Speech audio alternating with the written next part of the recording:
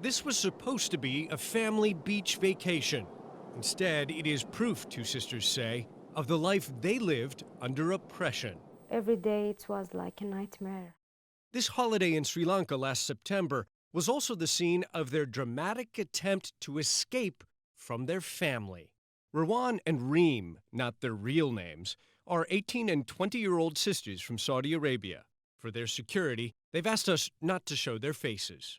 Well, since we was teenagers, we experienced family violence and family abuse, and we wanted to run away of this. Who was committing the violence in the family? Father and the brothers.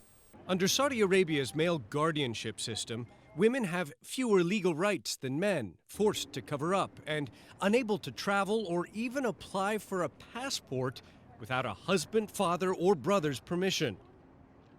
Years ago, these sisters secretly renounced Islam, a crime punishable by death in Saudi Arabia, and they began plotting their escape.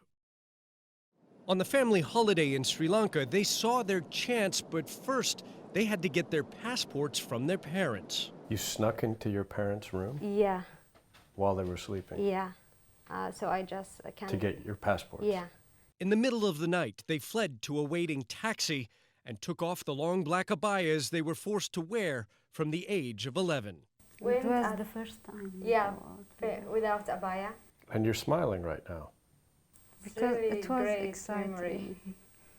Exciting. At Colombo Airport, they bought tickets and received boarding passes for Sri Lankan Airlines to Hong Kong and then Cathay Pacific Airways to Melbourne, Australia, where they'd already arranged online tourist visas.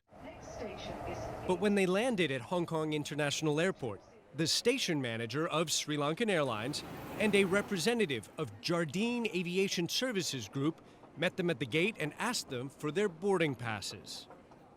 I showed it to him and he grabbed it, and we were asking, what's going on? Why you walking fast? And they said, the plane maybe, you can't catch it. As they walked through the airport, they were led to the desk of Emirates Airlines, and the story changed. He said, now there's someone from the Saudi consulate. Will come to explain. And, you know, at that time, we just started to be panicking. Sri Lankan Airlines sent CNN this detailed account.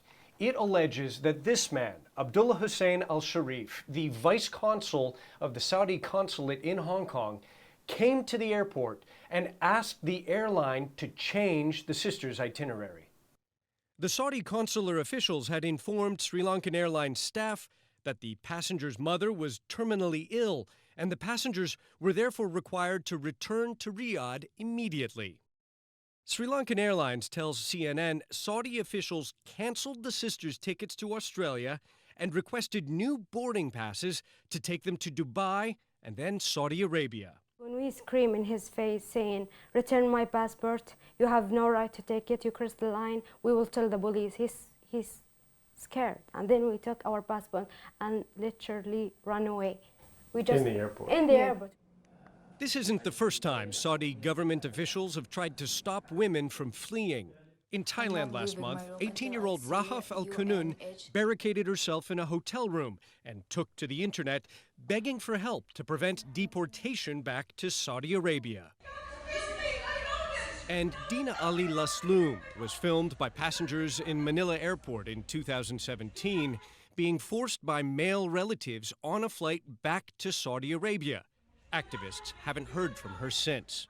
Back in Hong Kong, the sisters accused the Saudi vice consul, Abdullah al-Sharif, of intervening in their attempt to board a later Qantas flight to Australia, eventually prompting an Australian official to cancel their visas. Australia's Department of Home Affairs refused to tell us why the visas were cancelled, saying it does not comment on individual cases. The sisters have been stranded in this city ever since. Do you think these sisters are in danger here in Hong Kong? Yes, I do. Human rights attorney Michael Vidler filed a criminal complaint on behalf of the sisters. We allege that they were the subject of an attempted kidnapping at Hong Kong International Airport in the restricted area.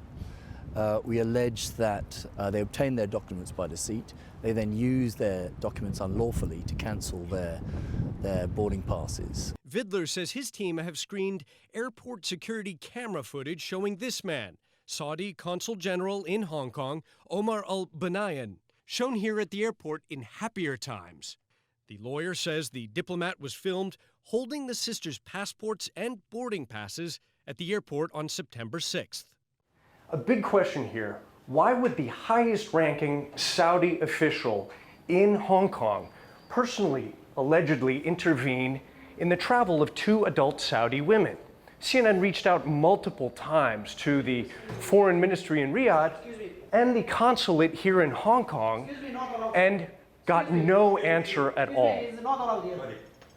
But Hong Kong police tell CNN they are now officially investigating what happened in the airport on that day. Sri Lankan Airlines and Jardine Aviation Services Group both deny any wrongdoing, saying they did not pressure the sisters into changing their flights. As for the sisters, they're still living in hiding in Hong Kong, hoping to receive political asylum. They have a defiant message for their family back home. I want to be a successful woman and to give them that message with my success, that they can't break me. Ivan Watson, CNN, Hong Kong.